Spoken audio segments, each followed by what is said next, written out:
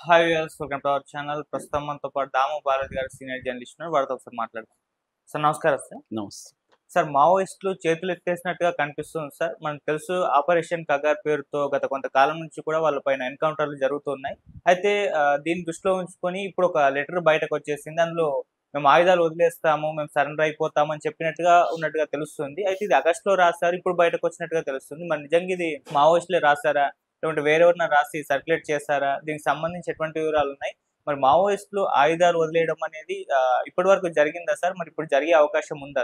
యాక్చువల్‌గా మావోయిస్టులు నాకు తెలిసి చరిత్రలో ఎప్పుడూ లేనంత గడ్డు పరిస్థితి ఇప్పుడు ఎదుర్కొంటున్నారు. యాక్చువల్‌గా ఇప్పుడు మనం మావోయిస్టులనేది సిపిఐ మావోయిస్ట్ పార్టీ దాని పేరు, పూర్తి పేరు. హ్మ్. ఇదేందంటే 2004లో పీపుల్స్ వారు, MCC Maoist community centre, PU party unity ఈ 3 కలిసి సిపిఐ మావోయిస్ట్‌గా ఏర్పడింది. అందుకని అప్పటి నుంచి మావోయిస్టులు అంటున్నాం. సో, అంతకుముందు పీపుల్స్ వార్ గాని, మావోయిస్ట్ కమ్యూనిటీ సెంటర్ గాని, లేకపోతే పార్టీ యూనిటీ గాని ఇవేవి కూడా ఎప్పుడు కూడా ఈ స్థాయి నిర్బంధాన్ని ఎదుర్కోలేదు. హ్మ్. ఇంతకుముందు ఏందంటే ఒక రాష్ట్రంలో నిర్బంధం ఎదుర్కొంటే ఇంకొక చోటికెళ్ళిపోయాడు. అక్కడ ఉద్యమాలు జరుగుతుండేవి. అలాగే ఇప్పుడు ఆంధ్ర, తెలంగాణలో ఆ నిర్బంధం ఎక్కువవడం, లేకపోతే ప్రజలకి ఆహ్, మినిమమ్ వేజెస్ లేకపోతే నిరుద్యోగ ఇది తగ్గడం, దీనివల్ల ఏమో ప్రైవేటైజేషన్ రావడం, గ్లోబలైజేషన్ రావడం, దీనివల్ల వాళ్ళకి ఆదరించే సమూహాలు దళితులు కావచ్చు, లేకపోతే గిరిజనులు కావచ్చు, ఈ 2 రాష్ట్రాల్లో తగ్గిపోయారు. దాంతో నిర్బంధం ఒక పక్క ప్రజల్లో కూడా వాళ్ళ అవసరం ప్రజలకి పోయింది. దానివల్ల వాళ్ళు మెల్లగా వేరే స్టేట్‌లకి వెళ్ళిపోయారు. ముఖ్యంగా ఛత్తీస్‌గఢ్, బీహారు, మధ్యప్రదేశ్, మహారాష్ట్ర, ఒరిస్సా హ్మ్. ఇక్కడ ఉండే దండకారణ్యం అంటారు. దాదాపు ఒక 7 రాష్ట్రాల బార్డర్‌లలో ఉండే ఫారెస్ట్ ఏరియాకి మాత్రమే పరిమితమయ్యారు. సో, ఆహ్, ఇప్పుడు అదేమైందంటే రాను రాను తగ్గిపోయింది. ఇప్పుడు సెంట్రల్ గవర్నమెంట్ చెప్పే దాని ప్రకారం 18 జిల్లాలలో మావోయిస్ట్ పార్టీ ఉంది. ఒకప్పుడు 121 జిల్లాలో ఉన్నింది. ఇవాళ 18 జిల్లాలో ఉంది. అది కూడా 6 జిల్లాలు మాత్రమే. అందులో 4 జిల్లాలేమో ఆహ్, ఛత్తీస్‌గఢ్, ఒక జిల్లా మహారాష్ట్ర, ఒక జిల్లా ఒరిస్సా. ఈ 6 జిల్లాల్లో మాత్రమే ఇవాళ మావోయిస్ట్ పార్టీ అనేది ఉద్యమం ఉంది. సో, మేము అందుకని తుదముట్టిస్తాము నెక్స్ట్ ఇయర్ మార్చి ఎండ్ లోపల అనేది చెప్తున్నారు. దానికి తగినట్టుగానే ఎప్పుడూ లేనంతగా కొన్ని వందల క్యాంపుల్ని, ఫార్వర్డ్ క్యాంపులు అంటారు. ఈ ఫార్వర్డ్ క్యాంపుల్ని, ఫార్వర్డ్ బేస్ క్యాంపుల్ని అక్కడ పెడుతున్నారు. దానివల్ల ఏమైతుందంటే వందల వేల మందిని, అంటే ఒక్కొక్క ఆపరేషన్‌లో ఆ మధ్య కర్రిగుట్ట చూసాం 30,000 మంది డిఫరెంట్ ఫోర్సెస్, కోబ్రా కావచ్చు, లేకపోతే ఎస్టీఎఫ్ కావచ్చు, సిఆర్పిఎఫ్ కావచ్చు, డిఫరెంట్ ఫోర్సెస్ని పెట్టారు. ఓకే. అట్లాగే లోకల్ పోలీసుకి కూడా సపరేట్గా వీళ్ళకి మావోయిస్టుల క్యాంటీగా ట్రైనింగ్లు ఇస్తున్నారు. సో, రెండోది ఏంటంటే టెక్నాలజీ ఉపయోగిస్తున్నారు. ఒకటి అన్‌మ్యాన్డ్ డ్రోన్ టెక్నాలజీ. రెండోది నైట్ కూడా వీళ్ళ కదలికలు కనిపెట్టే థర్మల్ లేజర్ టెక్నాలజీ. ఇవన్నీ కూడా ఉపయోగిస్తుండే. ఎందుకంటే ఇప్పుడు శాటిలైట్ టెక్నాలజీ వచ్చినాక శాటిలైట్‌ని ఏ ఏరియాకి కావాలితే ఆ ఏరియాకి మనం తిప్పొచ్చు. అక్కడి నుంచి క్లీన్‌గా వీళ్ళకి విజువల్స్ దొరుకుతాయి. హ్మ్. సో, ఆ విజువల్స్ దొరకడం వల్ల ఈజీగా వీళ్ళ ఉనికిని కనిపెట్టొచ్చనమాట. దానికి ఆహ్, కౌంటర్‌గా మావోయిస్ట్ పార్టీ దగ్గర టెక్నాలజీ అనేది ఈ స్థాయిలో డెవలప్ కాలేదు. హ్మ్. వీళ్ళింకా గూడా ప్రిమిటివ్ మెథడ్స్‌లో ఆదివాసీలతోనే పనిచేస్తున్నారు. కాబట్టి ఆదివాసీలకి మామూలుగా ఎడ్యుకేషనే తక్కువుంటది. ఇంకా ఈ స్థాయి టెక్నాలజీని ఉపయోగించే ఇది ఆదివాసీలకు ఉండదు. వీళ్ళ దగ్గర ఆ స్థాయి లేదు. అందువల్ల ఏమైందంటే మావోయిస్ట్ పార్టీ అనేది ఆహ్, చాలా దారుణమైన పరిస్థితులను ఎదుర్కొంటుంది. మొత్తం సెంట్రల్ కమిటీ మెంబర్లు 42 మంది ఉంటే ఇవాళ 12 మందికి అది పడిపోయింది. అట్లాగే స్టేట్ కమిటీ లీడర్లు అందరూ చనిపోయారు మాక్సిమం. ఈ ఇయర్‌లోనే సెంట్రల్ కమిటీ వాళ్ళు 7 మంది చనిపోయారు 2025లో. సో, మేజర్ లీడర్‌షిప్‌ని టార్గెట్ చేసి వీళ్ళు దెబ్బ కొడుతున్నారు. సో, అందువల్ల మావోయిస్ట్ పార్టీ గతంలోనే ఒక మేలోనే ప్రకటించింది. మేము చర్చలకు సిద్ధము. శాంతి చర్చలు చేద్దాము. మేము కాల్పుల విరమణ ప్రకటిస్తున్నాం అని. కానీ వీళ్ళు అది ఒప్పుకోవట్లేదు. సెంట్రల్ గవర్నమెంట్ ఆర్గ్యుమెంట్ ఏందంటే, వీళ్ళు కాల్పుల విరమణ ఎందుకు ప్రకటిస్తున్నారంటే, టైం తీసుకొని మళ్ళీ రీగ్రూప్ అయ్యి, హ్మ్. మళ్ళీ స్ట్రెంగ్తెన్ అవ్వడానికి. కాబట్టి మేము అది ఒప్పుకోము. మీరు కంప్లీట్‌గా ఆయుధాలు వదిలేసి సరెండర్ అవ్వండి అనేది సెంట్రల్ గవర్నమెంట్ ప్రపోజల్. మీరు సరెండర్ అయిపోతే మేమేం మిమ్మల్ని చంపం. సరెండర్ అయిపోండి అని అడుగుతున్నారు. వీళ్ళు సరెండర్ అవ్వట్లేదు, చర్చలకు సిద్ధం అంటున్నారు. చర్చలు జరపాలని చెప్పి పీస్ కమిటీ కూడా ఇక్కడ ఏర్పడింది. సో ప్రజాస్వామ్యవాదులు కావచ్చు, పౌర ప్రజాస్వామిక సంఘాలు కావచ్చు, వీళ్ళందరూ ఆ, ఒక పీస్ కమిటీ లాగా ఏర్పడ్డారు. ఈ కాంగ్రెస్ గవర్నమెంట్ కూడా ఇక్కడైతే దాన్నే సపోర్ట్ చేస్తుంది, చర్చలు జరపాలని. అయితే మావోయిస్ట్ వాళ్ళు, నేను ఇందాక చెప్పినట్టుగా హోం శాఖ వాళ్ళు మాత్రం చర్చలు అనేవి సాధ్యం కాదు, మీరు కంప్లీట్గా ఆయుధాలు వదిలేసి వచ్చేయండి అని చెప్తున్నారు. ఈ నేపథ్యం ఇప్పుడు ఒక లేఖ వైరల్ అవుతుంది. అది ఎవరు రాశారంటే అభయ్ పేరుతో వచ్చింది. మామూలుగా మావోయిస్ట్ పార్టీ ఎలా ఉంటుందంటే ఎవరు చనిపోయినా ఒక పేరు వాడుతూ ఉంటారు. అంటే దండకారణ్యంలో ఉసెండి అనే ఒక పేరు అందరూ అదే వాడుతుంటారు. ఏ లీడర్ మారినా ఉసెండి అనే ఉంటుంది. అట్లాగే అభయ్ అనే పేరు కూడా అంతే. సెంట్రల్ కమిటీ తరఫున అభయ్ పేరు మీద ఒక లేఖ వచ్చింది. ఆ లేఖలో మల్లోజుల వేణుగోపాల్ అని సెంట్రల్ కమిటీ మెంబరు, గతంలో మల్లోజుల కోటేశ్వరరావు అలియాస్ కిషన్జీ బ్రదర్ అనమాట ఈయన.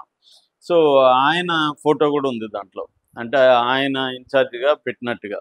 ఎందుకంటే మే 21వ తేదీన అబూజమడ్లో జరిగిన గుండికోట్ అనే ఏరియాలో జరిగిన ఎన్కౌంటర్లో అప్పటి central committee secretary Basavaraj alias Nambala Keshava Rao చనిపోయారు.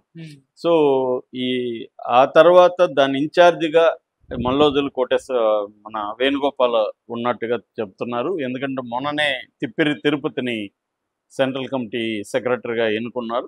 అంతకుముందు మల్లోజుల మల్లోజుల వేణుగోపాల్ ఉన్నాడు. ఆయనే అభయ్ పేరుతో ప్రకటించినట్టు చెప్తున్నారు. ఈ ప్రకటనలో ఏముందంటే, మా నాయకుడు బసవరాజ్ ఆదేశాలకు అనుగుణంగా గతంలో మేము ఇప్పుడు ఆయుధాలని విరమిస్తున్నాం, ఆయుధాలని పక్కన పెట్టేస్తున్నాము. సో అయితే మేము ఇదంతా కూడా మా రాష్ట్ర కమిటీ సభ్యుల్ని కన్విన్స్ చేయాలి. అట్లాగే జైల్లో కూడా మా లీడర్లు కొంతమంది ఉన్నారు, వాళ్ళను కూడా కాంటాక్ట్ చేయాలి. వాళ్ళందరికీ, అంటే పార్టీలో ఉన్న మెయిన్ నాయకులకు అందరికి కూడా మేము ఈ విషయం చెప్పి వాళ్ళని కూడా ప్రిపేర్ చేయాలి. కాబట్టి మాకు ఒక 1 month టైం ఏంటి అని అడిగారు. అయితే ఈ ప్రకటన వచ్చి 1 month అయిపోయింది. ఈ ప్రకటన ఎప్పుడొచ్చింది? ఆగస్ట్ 15న డేట్ ఉంది దీని మీద. సో అది ఆల్రెడీ సెప్టెంబర్ మనకి 17th నడుస్తుంది, అంటే 1 month అయిపోయింది. మరి ఇప్పుడు 1 month అయిపోయినా కూడా దీని మీద కేంద్ర ప్రభుత్వం ఏమీ స్పందించలేదు. వీళ్ళు హోంశాఖని అడిగారు, అట్లాగే వివిధ రాష్ట్ర ముఖ్యమంత్రులను అడిగారు, పీస్ కమిటీ ప్రతిపక్షాలు కూడా దీంట్లో విన్నవించారు. మేము విరమించుకుంటున్నాం, మీరు మా మీద కాల్పుల్ని ఆపండి, చంపడాన్ని ఆపండి అనేది వాళ్ళ విజ్ఞప్తి. సో ఇది మామూలుగా అయితే ఈ పద్ధతిలో వాళ్ళు లెటర్లు రాయడం అనేది జరగదు, ఫోటో వేసి ఇదంతా జరగదు. సో ఇప్పుడు అనుమానం ఏంటంటే, పోలీసులే ఇలాంటి ఒక లెటర్ క్రియేట్ చేసి మావోయిస్ట్ పార్టీలో కానీ సింపథైజర్లో కానీ కన్ఫ్యూజన్ క్రియేట్ చేయడానికి ఇది పెట్టారా అన్న అనుమానాలు అయితే వస్తున్నాయి. ఎందుకంటే కేడర్లో కన్ఫ్యూజన్ వల్ల మన వల్ల ఆయుధాలు అప్పగించేసి సాయుధ పోరాటాన్ని విరమించుకుంటున్నారు, కాబట్టి మనం ఎందుకు ఉండేదని సరెండర్ అయిపోయే అవకాశాలు ఉంది. ఇలాగా పోలీసులు కూడా అప్పుడప్పుడు ఈ టాక్టిక్స్ని ఉపయోగిస్తుంటారు, అంటే కన్ఫ్యూజ్ చేయడానికి. ఎందుకంటే మావోయిస్ట్ పార్టీ అనేది రహస్య పార్టీ కాబట్టి ఒక రాష్ట్ర కమిటీ సెంట్రల్ కమిటీ రీజనల్ కమిటీలు ఇలా ఇవి కాంటాక్ట్ అనేది మనలాగా కాంటాక్ట్స్ ఉండవు వాళ్ళకి. ఒక్కొక్కసారి ఆ మధ్య నేను డాక్యుమెంట్ చూస్తే 2 ఏళ్ళు పట్టింది అని చెప్తున్నారు. కొన్ని రాష్ట్ర కమిటీలకి సెంట్రల్ కమిటీ కాంటాక్ట్ ఎస్టాబ్లిష్ కావడానికి 2 years కూడా పట్టిందని. అంత టైం పట్టే అవకాశం ఉంది. ఎందుకంటే వాళ్ళు మామూలుగా కొరియర్ సిస్టమ్ ద్వారా అపాయింట్మెంట్లు పడతారు. ఫర్ ఎగ్జాంపుల్, నేను రాష్ట్ర కమిటీ మెంబరు, నువ్వు జిల్లా కమిటీ మెంబరు, మన మధ్య కొరియర్ ఉంటారు. నాకు కొరియర్ ఉంటే నేను ఆ కొరియర్ ద్వారా ఇంకెవరికో లెటర్ పంపిస్తే ఆ లెటర్ వచ్చి నీకు చేరి దాంట్లో ఒక 2 రోజులు నేను ఇది పెట్టుకుంటా టైము. ఏపీటీ అంటారు దాన్ని, అపాయింట్మెంట్ని ఏపీటీ అని పిలుస్తారు వాళ్ళు. సో నేనేదో పలాంటి ఎక్కడో గుడి దగ్గర ఎక్కడో మన ఇద్దరం పలాని టైం కలుద్దాం పలాని రోజని నీకు రాసి పంపించుంటా. తర్వాత ఒకవేళ మిస్ అయితే 2 రోజుల తర్వాత మళ్ళీ ఇంకొక ప్లేస్ పెడతాం. ఈ ప్లేస్కి ఎలా రావాలి ఏంటి ఇవన్నీ ఉంటాయి. అంటే నీ దగ్గర ఒక కోల్గేట్, ఇది ఈనాడు తెలుగు అయితే ఇక్కడ ఈనాడు పేపర్లు అయితే హిందూ పేపర్ తీసుకురా, నేను అట్టుపళ్ళు ఇంకేదో ఒకటి తెస్తాను, ఇలాగా దాంట్లో ఉంటుంది. ఒక కోడ్ నేమ్ కూడా ఇస్తారు, నమస్కారం గురూజీ అనో ఇంకోటో అలాగా కలవాలి. నువ్వు రాలేకపోయినావు అనుకో ఆ 2 రోజులు, మళ్ళీ ఇంకొక అపాయింట్మెంట్ రావడానికి 6 నెలలు పట్టొచ్చు, 1 ఇయర్ కూడా పట్టొచ్చు. ఇలా ఉంటుంది వాళ్ళ వ్యవహారం. అందువల్ల వాళ్ళు కలవడమే కష్టం కాబట్టి పోలీసులు ఏం చేస్తుంటారు, కన్ఫ్యూజ్ క్రియేట్ చేస్తారు. ఏమో నిజంగానే మన నాయకుడు ఇచ్చాడేమో అని వీళ్ళు అనుకునే అవకాశం ఉంది. సో అది చేశారా, నిజంగానే ఆయుధాలు విరమించుకున్నారా, సాయుధ పోరాటం విరమించుకున్నారా అనేది చూడాలి. ఇప్పటివరకైతే చరిత్రలో నాకు తెలిసి ఎప్పుడు కూడా మేము సాయుధ పోరాటాన్ని విరమించుకుంటాం అనలే. శాంతి చర్చలు చేశారు కానీ ఆయుధాలన్నీ పక్కన పెట్టేసి మేము ఇంకా పోరాటాన్ని ఆపేస్తామనేది ఎప్పుడు చెప్పలేదు. మేము కాల్పులు జరపం, మీ మీద కానీ జనం ఎవరున్నా ఇన్ఫార్మర్లు కానీ పోలీసుల మీద కాల్పులు జరపం, మీరు కూడా జరపొద్దని చర్చలు వచ్చారు.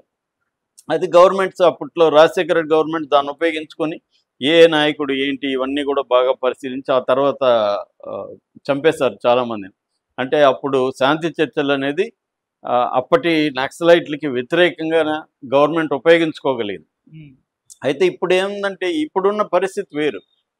ఇప్పుడు ప్రజల్లో కూడా వీళ్ళని ప్రేమించే వాళ్ళు కూడా, మావోయిస్టులను ప్రేమించే వాళ్ళు కూడా ఇప్పుడు సైలెంట్ అయిపోతే బెటర్, వీళ్ళు ఇప్పుడు బతకలేరు అన్న ఫీలింగ్ ఉంది. నిన్న నేను ఒక రెస్టారెంట్లో భోజనానికి పోతే అక్కడ అతను సర్వ్ చేసే అతను నన్ను గుర్తుపట్టి ఇదే చెప్తున్నాడు, అన్న ఆపరేషన్ కగారు పరిస్థితి ఏంటన్నా అని అడుగుతున్నాడు.